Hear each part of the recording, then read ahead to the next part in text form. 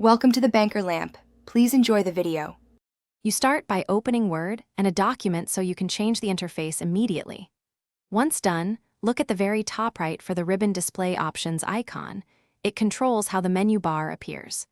Make sure you can see whether the ribbon is collapsed or showing just tabs. You don't need extra tools. This is about toggling view options. If you prefer a keyboard route, press Ctrl plus F1 to toggle the ribbon's visibility before moving to the pin choice. Now you'll pin the menu bar by choosing a persistent display mode.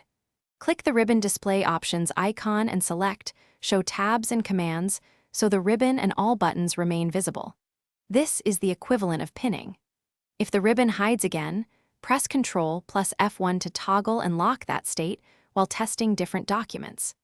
Make sure to save your preferences by closing and reopening Word briefly to confirm the ribbon remains visible across sessions. Finish by customizing the Quick Access toolbar so your most used commands are always at hand. Click the down arrow beside it and add items you want pinned. If the menu bar still auto-hides, right-click any tab and make sure Collapse the Ribbon is unchecked. That forces it to stay open.